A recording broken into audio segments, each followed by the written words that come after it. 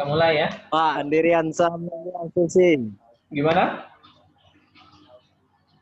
Andiriansa belum di ACC, Pak. Oh, Andiriansa belum di approve. Sebentar.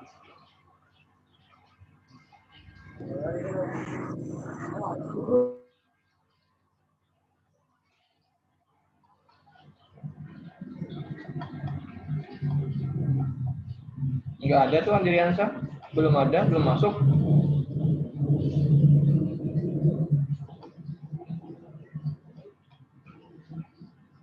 Belum ada Andiriansa. Coba suruh masuk lagi si Andiriansa.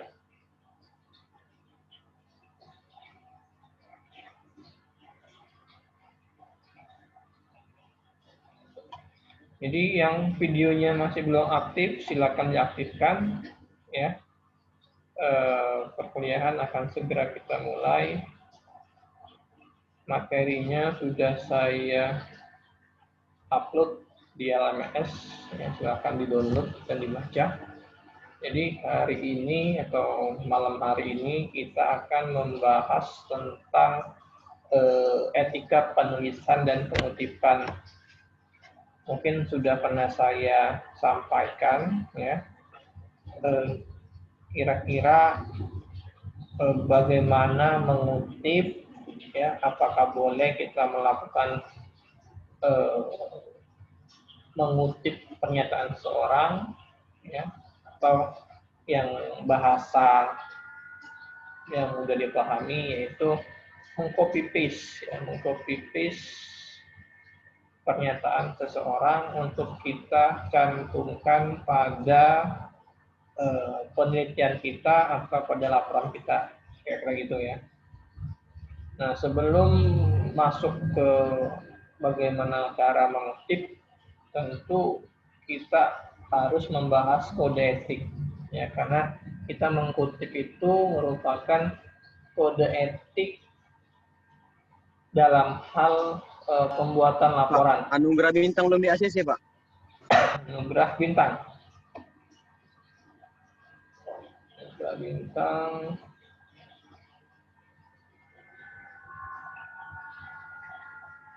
Mana nggak ada sini?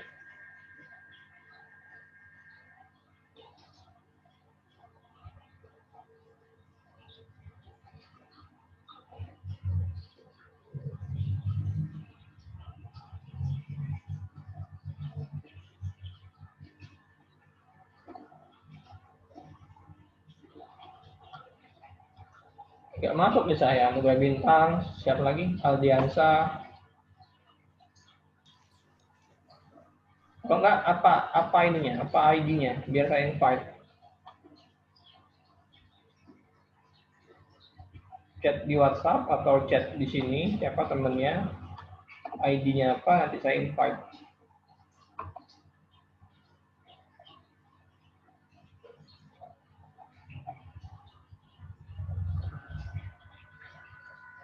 Siapa yang mau menuliskan ID dari siapa? Andiriansa sama Anugerah Bintang. Masukkan di kolom chat.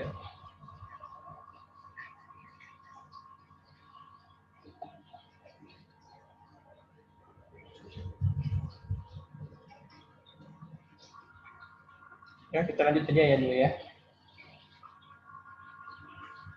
Nah, jadi kira-kira apa sih kode etik itu? Kode etik itu menyangkut sebuah profesi deh. Misalnya kalau kita seorang yang berkompeten di dunia teknik sipil, ya, katakanlah praktisi, ya, praktisi di bidang teknik sipil, tentu ada yang namanya kode etik. Jadi kode etik itu hal-hal yang harus kita taati dalam kita berkarya atau berkarir. Ada kode etik misalnya dokter, ya, ada kode etik arsitek, ada kode etik apalagi orang-orang yang memiliki profesi jaksa, pengacara, itu ada kode etiknya masing-masing. Jadi Pengertiannya yaitu seperangkat norma yang perlu diperhatikan dalam penulisan karya ilmiah. Norma ini berkaitan dengan pengutipan dan perujukan, perizinan terhadap bahan yang digunakan, dan penyebutan sumber data atau informan. Nah, kalau kita kaitkan ke dalam teknik penulisan, ya, kita juga harus memiliki pedoman-pedoman, ya, untuk tadi saya bilang untuk memasukkan kutipan-kutipan dari orang yang akan kita masukkan laporannya ke dalam laporan kita. Arif Hidayatullah, ya, siapa Arif Hidayatullah nih? Arif Hidayatullah ini sudah masuk kalau nggak salah. Iya, Arif Hidayatullah sudah masuk. Iya Pak, tadi disconnect terus Pak. Nah, mana sih yang itu nggak ada sih? Andi Riansa, Nugra Bintang, Paski, ya. Jadi itu definisinya. Kemudian sikap terkait dengan kode etik, ya. Kita harus jujur, ya, apapun itu profesinya, ya. Tentu kita harus dalam hal ini harus jujur.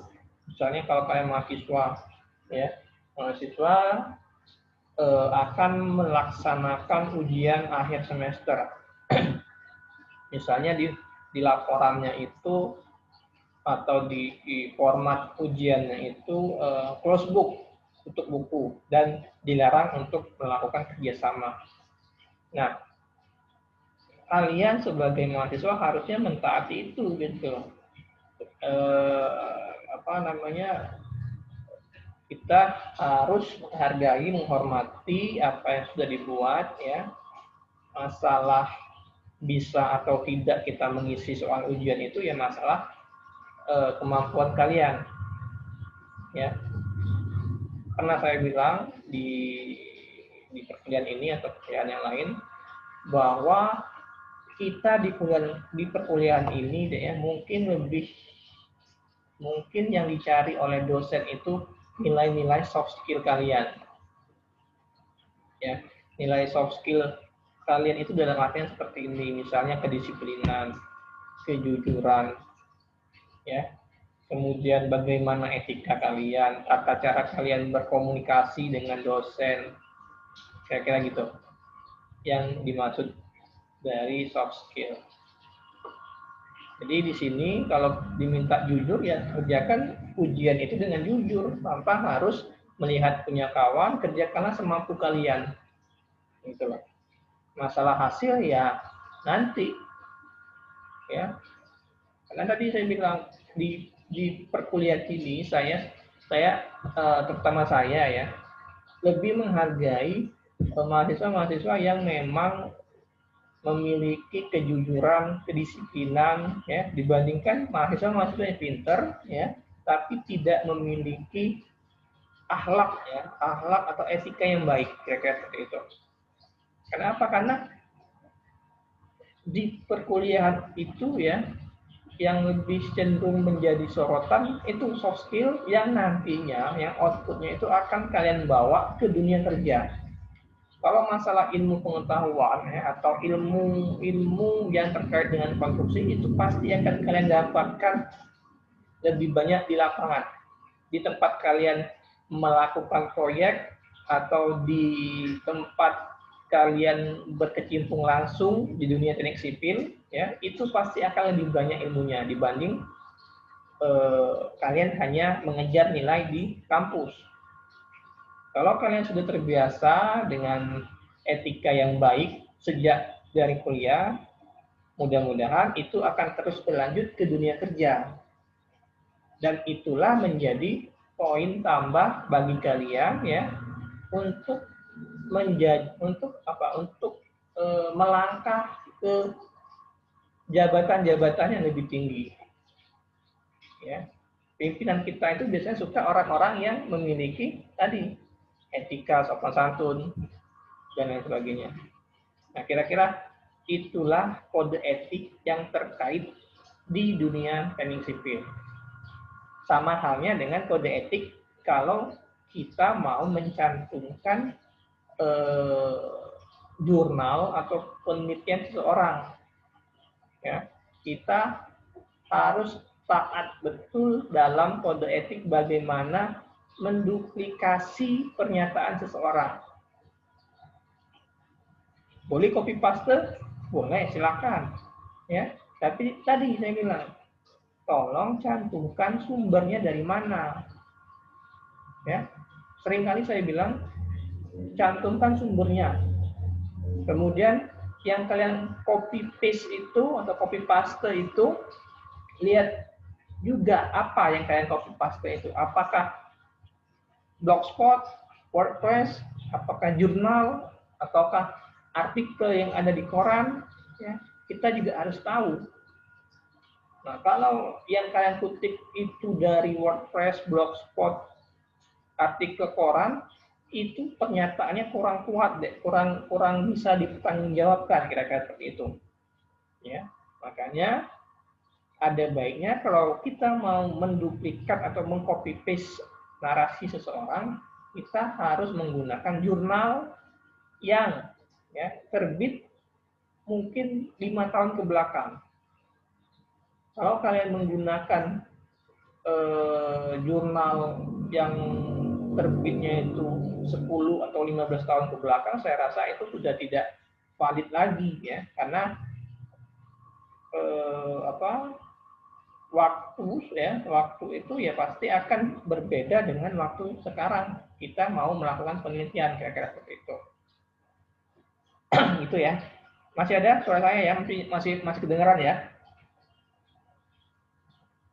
Halo? Pak, Iya, izin, Pak. Pak. Ya, Masih, gimana? Pak, masih. Masih, Pak. Itu Siapa yang mau izin? yang tentang Andiriansa sudah ada di chat, Pak. Yang Andiriansa sudah ada di chat sebentar. ID-nya, Pak. Oke, bentar ya.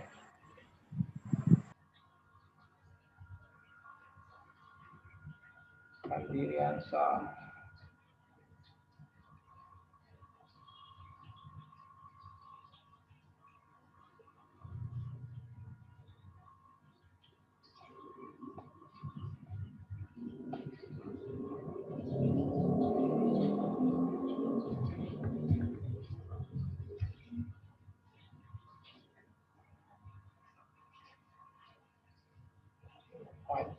Invite ini dengan Facebook.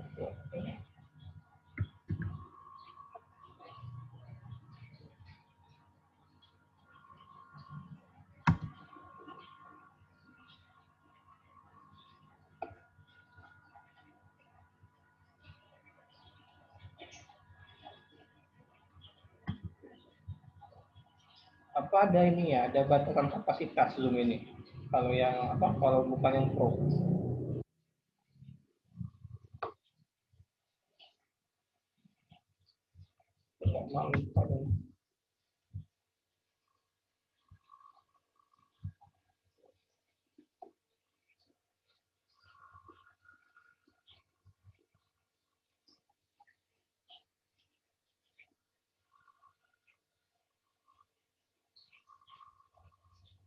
Nantilah. Kita lanjut aja, nggak apa-apa, nanti teman-temannya saya absenkan aja. Oke, lanjut ya.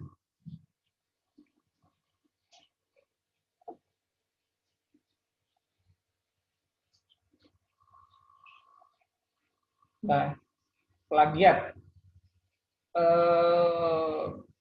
Plagiat itu kira-kira kita yang saya bilang setiap hari, bahwa kita mengambil tulisan seseorang tanpa kita menyebutkan sumbernya. Paham ya? Saya rasa udah ngerti semua deh plagiat itu apa.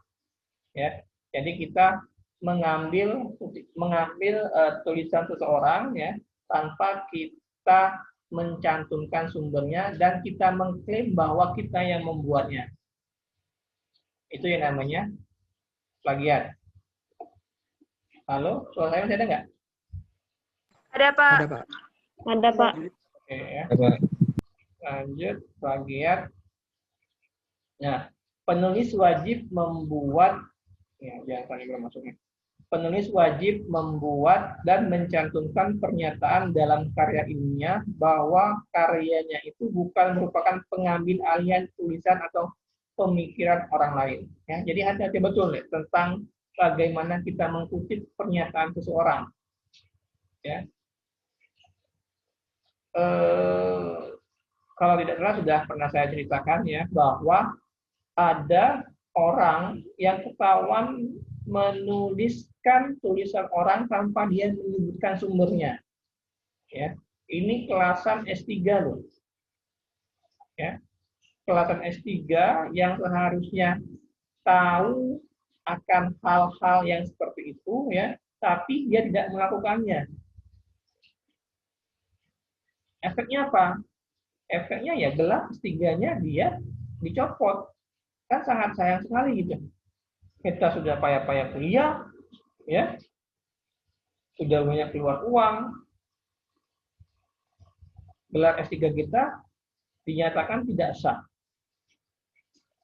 Akan sangat merugikan sekali. Nah, mungkin kalau lingkup S1, D3, D4 ya memang mungkin tidak seketat orang S2 atau S3 mereview pusat keadaan itu ya. Tapi ada baiknya mulai dari sekarang itu kalian sudah mentaati tadi kode etik dalam melakukan tulisan ya. Karena ada softwarenya software yang ada di browser itu untuk melihat melihat plagiarisme namanya ya. Jadi kita tuliskan judulnya ya, kita lihat nanti kelihatan berapa persen tulisan kita itu mengkutip pernyataan seseorang. Ada ya. Memang kalau di S1, D3, D4 memang hal yang seperti itu jarang dilakukan, tapi untuk yang S2 dan S3 biasanya akan dilihat. Ya, jadi hati-hati betul kalau kita mau membuat sebuah tulisan, apalagi tulisan kita itu akan mengambil atau akan mencantumkan tulisan orang lain. Ya, boleh mencantumkan, tapi kita wajib untuk menulis sumbernya. Saya kira seperti itu. Kemudian dalam menulis karya ilmiah, rujuk merujuk dan kutip mengkutip merupakan kegiatan yang tidak dapat dihindari ya, tentu ya pasti akan kita melakukan itu ya. Kegiatan ini amat dianjurkan karena perujukan dan pengutipan akan membantu perkembangan ilmu. Nah, biasanya yang kita kutip itu adalah hasil-hasil dari penelitian sebelumnya ya. Bisa juga yang kita kutip itu berupa teori-teori yang kita gunakan di penelitian kita. Itu sumbernya bisa dari buku, jurnal, ya. Sekarang kan sudah banyak e-book, ya. E-book pun bukan sekedar e-book yang ada di internet, ya. E-book itu kita juga harus lihat ada namanya ISBN, kode. Bukan ISBN. ISBN itu untuk buku yang tercetak. Ada yang namanya ISSN, ya, kode bahwa e-booknya itu sudah benar-benar diakui, ya, bahwa bisa dijadikan sumber bacaan. Itu ya. Mungkin ada yang ingin ditanyakan? Silakan, kok videonya banyak yang nggak aktif ya. Silakan videonya itu diaktifkan semua ya. Kalau di saya nampaknya nggak ada yang aktif kan ya. Mungkin ada yang ingin ditanyakan sampai dengan slide ke-6. Ya, jadi kode etik penulis itu kalian harus tahu ya, prinsip dasarnya bagaimana cara kita mengkutip pernyataan seseorang ya. Saya akan banyak bicara tentang kutip mengkutip ya. Prinsip dasar kode etik penulis itu ya seperti itu. Ya, nanti tinggal bagaimana caranya kita mengkutip gitu. Ya. Kita kutip dari apa? Artikel apa? Kita lihat siapa penulisnya, judulnya apa, ya, halaman keberapa. Nanti itu akan masuk di laporan dan juga masuk ke dalam daftar pustaka. Ya, akan masuk ke daftar pustaka. Ada pertanyaan sampai dengan slide 6? Gimana? Lanjut? Lanjut, Pak. Lanjut, Pak. Oke. Nah, ini kutipan definisinya yaitu pengulangan satu ekspresi sebagai bagian dari yang lain, terutama ketika ekspresi dikutip terkenal atau eksplisit dihubungkan dengan kutipan ke sumber aslinya dan ditandai oleh atau diselingi dengan tanda kutip. Nah, nanti mungkin kalau saya menyebutkan definisinya mungkin akan bingung bagi kalian seperti apa sih teknik mengkutip itu, ya. Nanti di depan atau setelah materi ini kalian akan saya suruh mencari satu mahasiswa itu minimal 5 jurnal, ya. 5 jurnal yang benar-benar diakui di tingkat nasional. Ya, kalian cari 5 jurnal, ya, tentunya kalau yang diakui di tingkat internasional ya mungkin universitas atau politeknik negeri, ya, atau bisa juga dari universitas swasta yang rankingnya itu masuk dalam katakanlah 20 besar yang ada di Indonesia, kayak seperti itu, ya.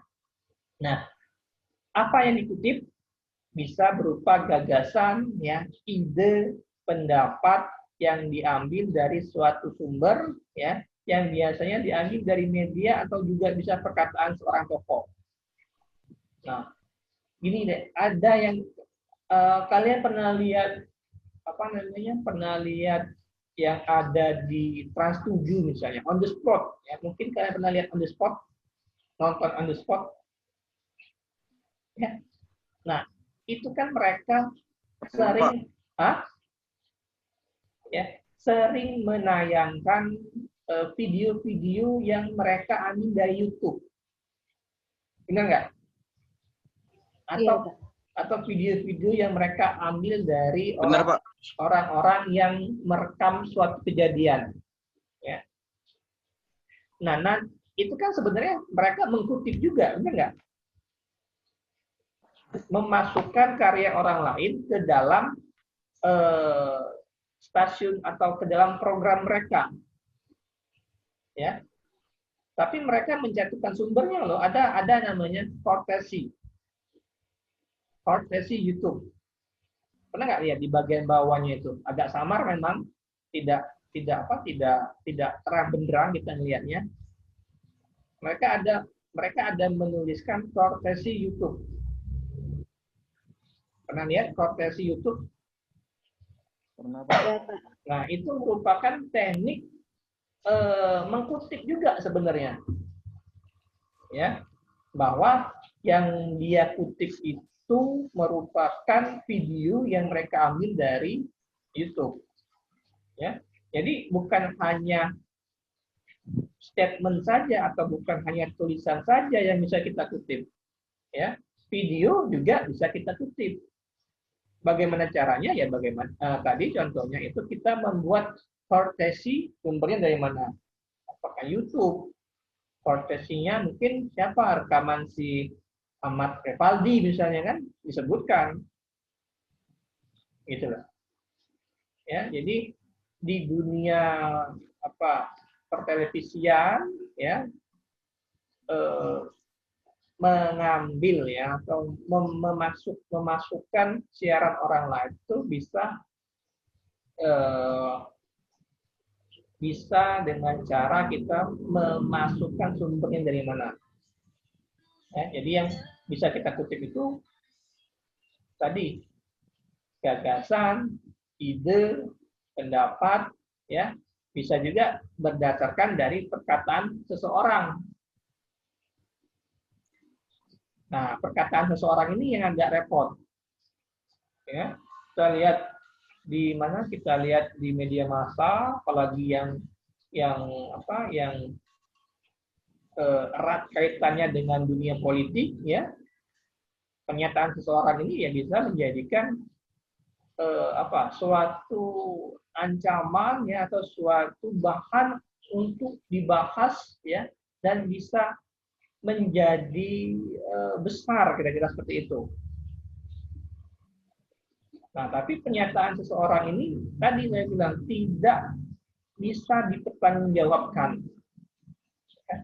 kecuali, ya, sudah dilakukan riset sebelumnya. Dia mengatakan bahwa, katakanlah tadi misalnya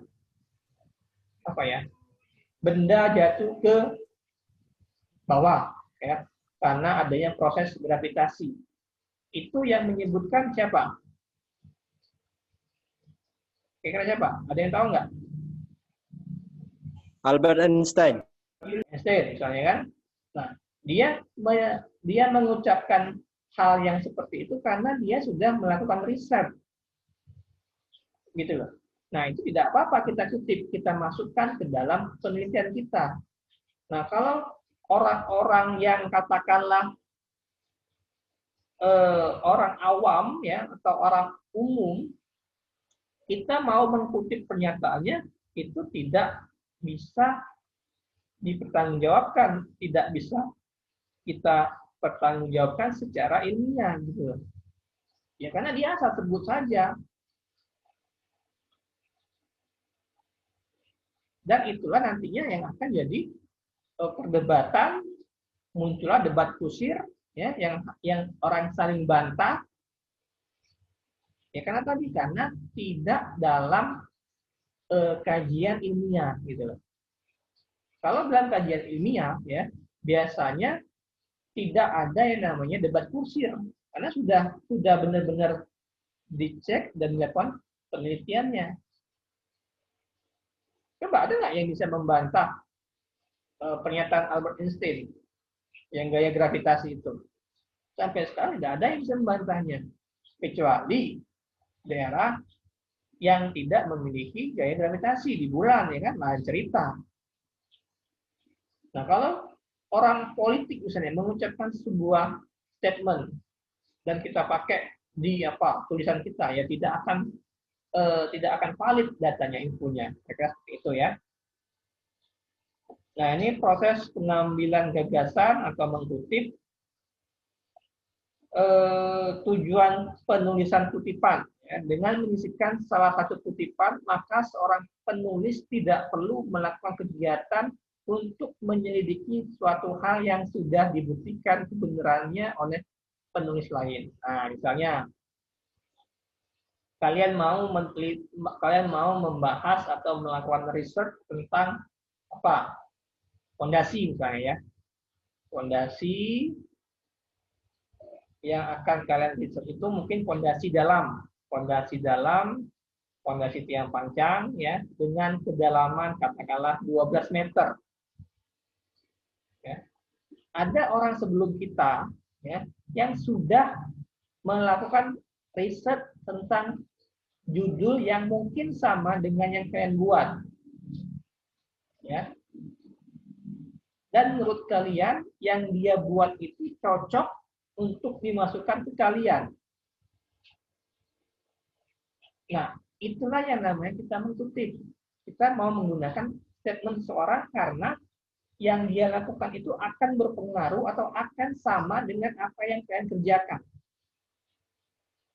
Mungkin bagian tahap awal saja, ya kan, finishingnya beda pasti, tidak akan sama. Nah, kalau kita mau melakukannya dari awal, apakah boleh? Ya boleh, tapi apa? Akan memakan waktu yang mungkin tidak akan sebentar.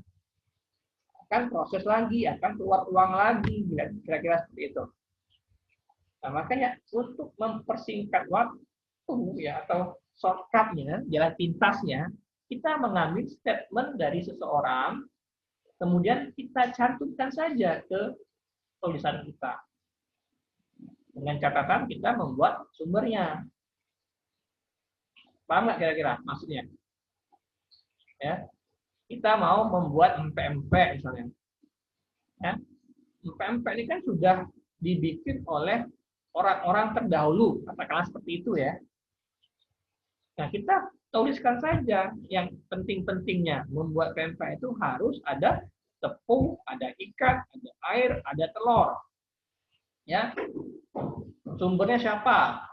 Orang terdahulu misalnya kan, siapa? Enggak bisa menyebutkan. Nah, tinggal kita mengembangkannya. Pempek itu akan saya jadikan rasa apa? Strawberry misalnya. Saya mau memasukkan rasa apa? Green tea misalnya. Saya mau memasukkan rasa coklat. Bisa nggak? Ya bisa saja. Kita sudah punya dasarnya, bikin pempek seperti apa, tinggal kita mau memodifikasinya. Ya kan?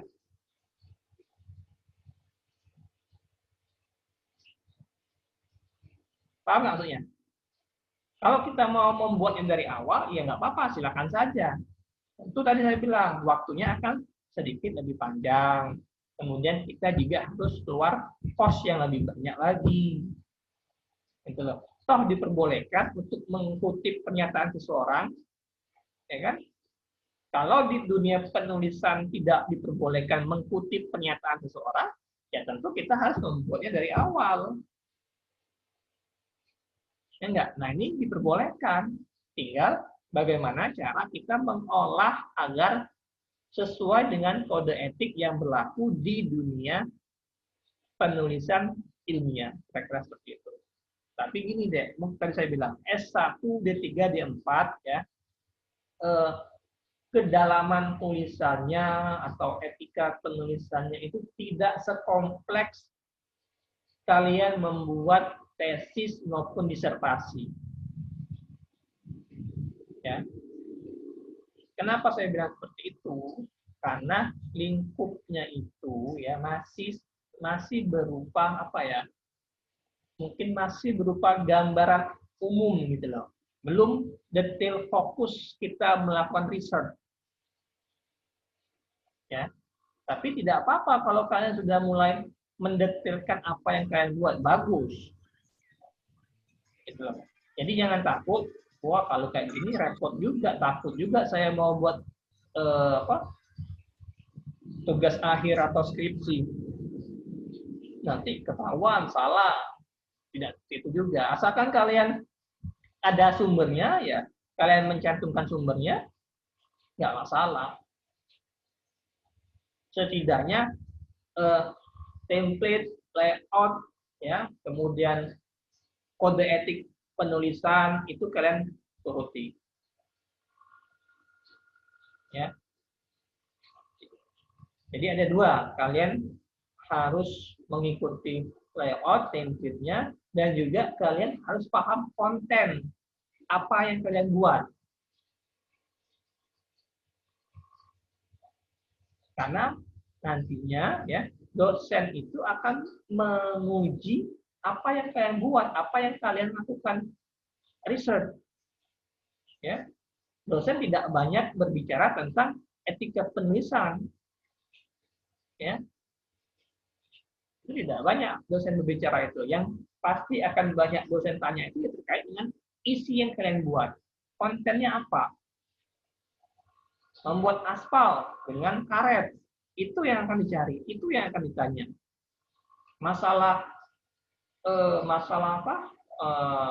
EYD, paragraf, ya, itu biasanya akan dibahas pada saat bimbingan. Saya nggak tahu ya kalau di kita itu berapa pembimbingnya. Biasanya kalau di tempat saya dulu itu 2 pembimbing deh. Ada pembimbing pertama, ada pembimbing kedua. Nah, kedua dosen ini berbagi peran. Mungkin pembimbing pertama ini lebih fokus ke konten, ke isinya, ke hasil. Ya. Nah, pembimbing kedua ini dia lebih fokus ke tata cara penulisan. Tapi tidak menutup kemungkinan dia juga akan mengkoreksi konten juga yang pembimbing kedua ya. Gitu. Nah, jadi kalian lihat dulu nih. Kalian juga harus pinter. Ya. Ya kalau kata orang Palembang tuh harus calak juga deh. Jangan apa namanya?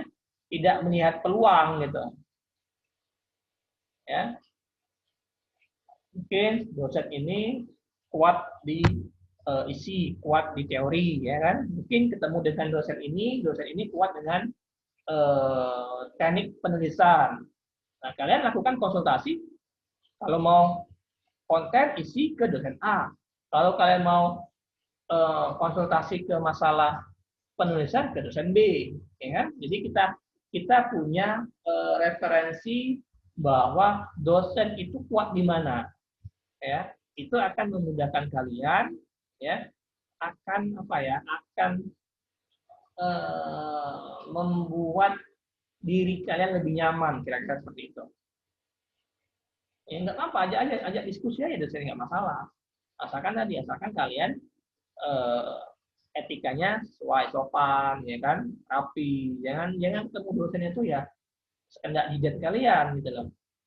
Ya, kalau sekendak jidat kalian ya itu yang akan jadi masalah. Ya. Diskusi selama pembuatan laporan akhir itu ya biasa. Itu sebuah proses ya, proses yang akan kalian temui, kira-kira seperti itu. Kemudian penulis harus memperhatikan hal-hal berikut sebelum mengutip, ya. Poin pertama itu mempertimbangkan bahwa kutipan itu perlu jelas, ya. Kalau yang saya bilang tempo hari juga, kalau kita mau membuat laporan biasanya itu tebal di bagian bab tinjauan pustaka. Ya, mungkin tinjauan pustaka itu total lembarnya hampir setengah dari laporan kita deh. Ya, bisa saja itu. Apa tujuannya? Tujuannya untuk membuat laporan kita itu lebih tebal.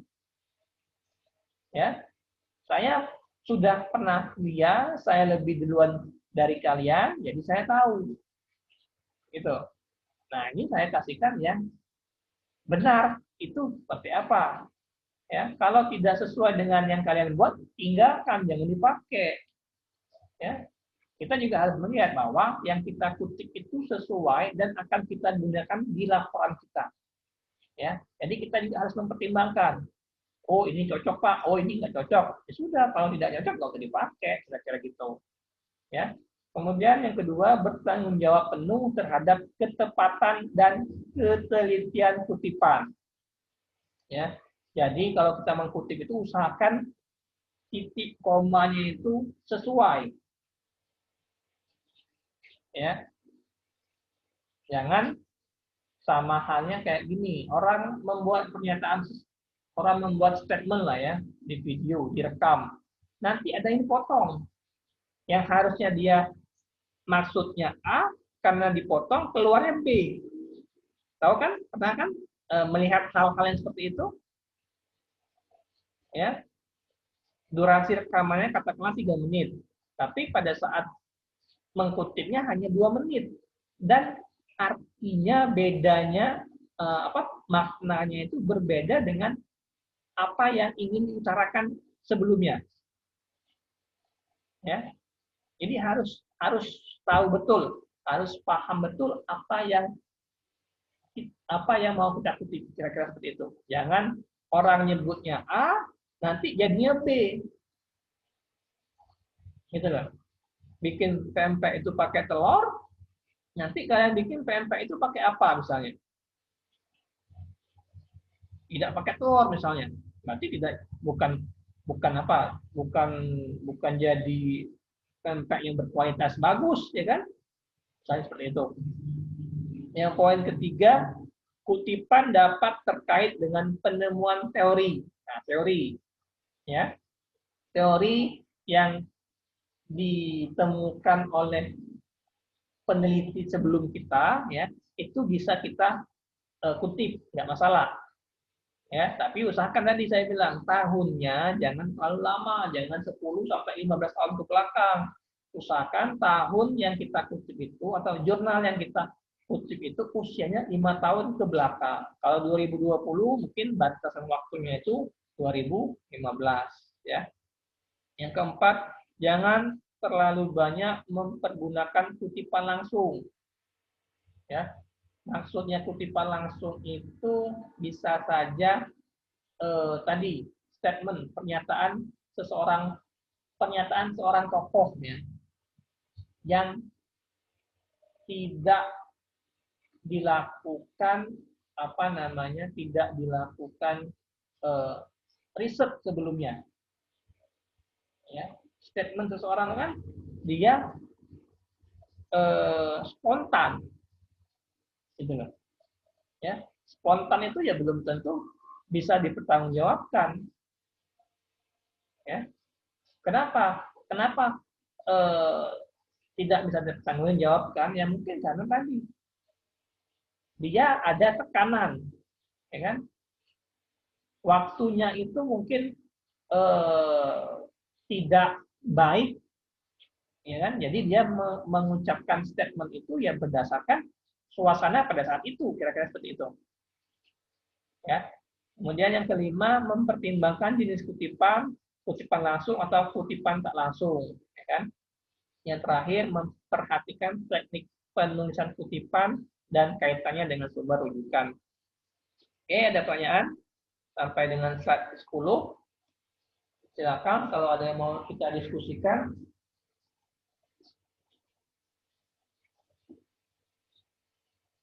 Ada yang mau didiskusikan?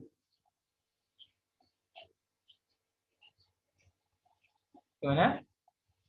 Kalau belum ada, ini slide terakhir ya, fungsi kutipan silakan dibaca nanti seperti apa. Waktu kita sudah tidak banyak lagi.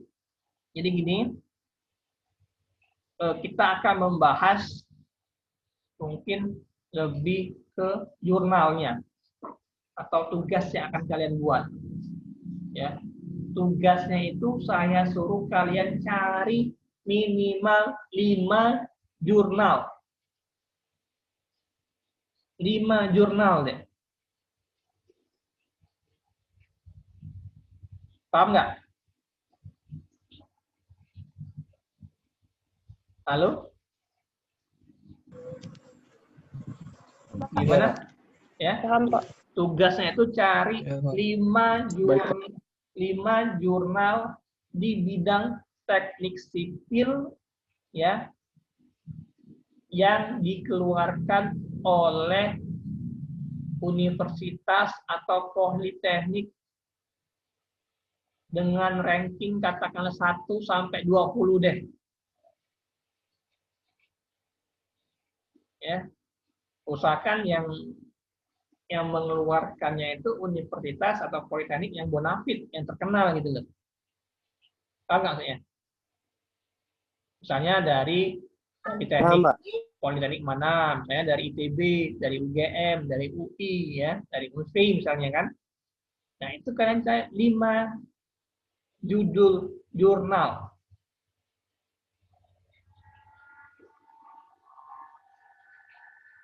Ya. Nah, setelah kalian dapat 5 jurnal tersebut, ya, kalian lihat bagaimana mereka mengutip statement dari penulis yang lain. Paham nggak? Sama kayak tugas kalian mereview laporan kakak tingkat kalian. Nah, ini yang kalian review itu jurnal terkait bagaimana mereka mengutip deh. Ya, mereka mengutip statement dari peneliti sebelumnya. Paham nggak kira-kira? Gimana? Saya nggak tahu kalau dia aja. Paham atau nggak? Pak, itu kalau jurnalnya bisa cari di internet ya? Ya, jurnalnya silakan. Jurnalnya silakan kalian cari di internet. Ya, usianya harus 5 tahun ke belakang. Jangan pakai yang 10 tahun ke belakang. Pakai yang 5 tahun ke belakang, ya. Yang kalian review itu atau yang kalian tulis itu bagaimana teknik mereka mengutip statement penulis sebelumnya. Paham maksudnya? Nah, yang tidak paham silakan. Ya, sama tugasnya kayak kalian mengutip laporan kakak tingkat kalian.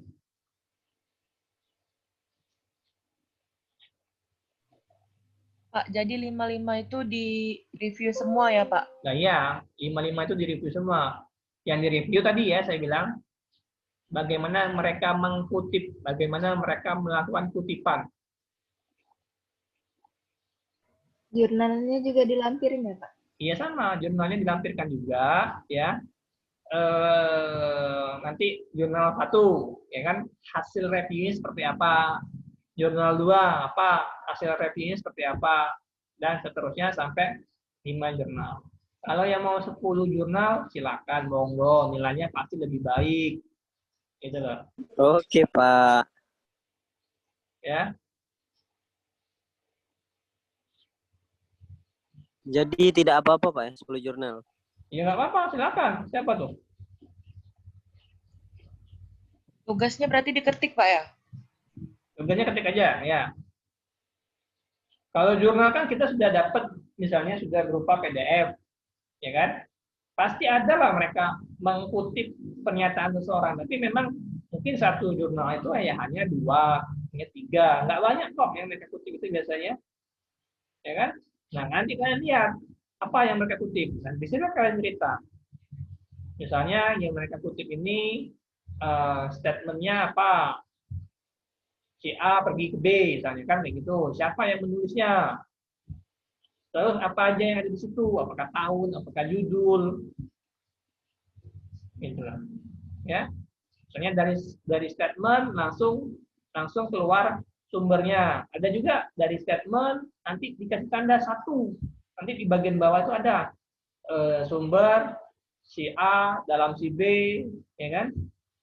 Nah, bisa juga saya bilang ada penulis yang mengutip penulis sebelumnya, ya kan? Dan akan dikutip lagi oleh orang lain. Nanti keluarlah si A dalam si B, ya kan? Maksudnya berarti si A itu mengutip pernyataan si B, ya, dan akan dipakai oleh si penulis C. Itu jadi 2 kali mereka melakukan kutipan. Ya, nah itulah yang akan kalian ceritakan di laporan kalian, di review kalian. Kira-kira gitu. Gimana? Kumpulnya minggu depan, ya. Email saja cukup. Saya tunggu sampai jam 6.30 sesuai dengan jam mulai perkuliahan kita. Kalau ada yang mau ditanyakan, bisa kita diskusikan di WhatsApp group, ya. Gimana? Materinya sudah ada di LMS, silakan dibuka, silakan dibaca. Ada yang mau ditanyakan lagi terkait tugas, terkait materi hari ini? Ya, jurnal yang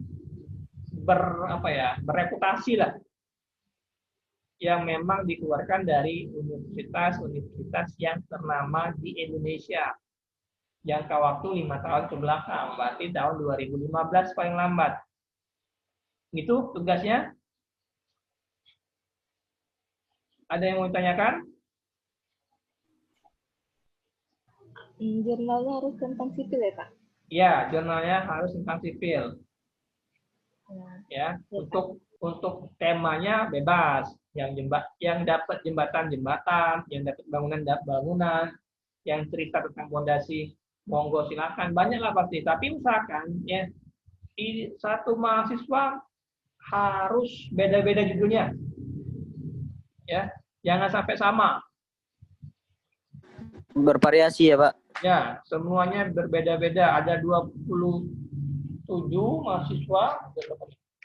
Ada 27 mahasiswa, kalau dikalikan 5 berarti ada 135 judul jurnal yang kalian review. Ya. Kalau ada yang sama berarti poinnya kurang 1. Ya. Dua-duanya itu kurang 1. Kalau ada yang 5 orang sama judulnya, 5-5 kurang 1 nilainya. Gitu ya. Ada yang mau ditanyakan lagi? Bagaimana? Cukup? Tidak ada, Pak. Oke. Kalau tidak ada lagi yang mau, izin bertanya Pak. ya gimana? Siapa? Itu kan 5 jurnal Pak. Nah itu 5 jurnal itu harus 5-5-nya itu harus beda univ atau boleh ada yang sama universitasnya Pak? Kalau sama universitas nggak apa-apa, nggak masalah. Ya, Masalah Pak ya? ya nggak masalah. Misalnya di mana? Misalnya dari UI misalnya dapat 5 judul jurnal, ya nggak apa-apa. Ya, nggak masalah. Terima kasih Pak. Tapi tidak boleh sama dengan teman-teman yang lain, gitu loh. Ya, oke. Yang lain ada yang mau ditanyakan? Ya, harapan saya ya dengan dikasih tugas seperti ini, kalian akan menggunakannya pada saat kalian tugas akhir. Ya, jadi tidak asal comot pernyataan seseorang aja enggak. Ya, sudah mulai dipikirkan dari sekarang, sudah mulai dilatih. Kalian mau mengutip pernyataan si A, bagaimana kode etiknya seperti apa? Sumbernya kalian sebutkan. Bagaimana membuat tulisannya ya kalian sudah membaca di jurnal. Makanya saya minta yang bonafit tadi. Ya, kalau di universitas yang kelas-kelas bawah ya mungkin asal comot aja gitu loh. Ya, ada tujuannya loh. Ya, oke. Ada lagi yang mau ditanyakan? Kalau tidak ada, kuliah malam hari ini saya akhiri. Assalamualaikum warahmatullahi wabarakatuh. Waalaikumsalam.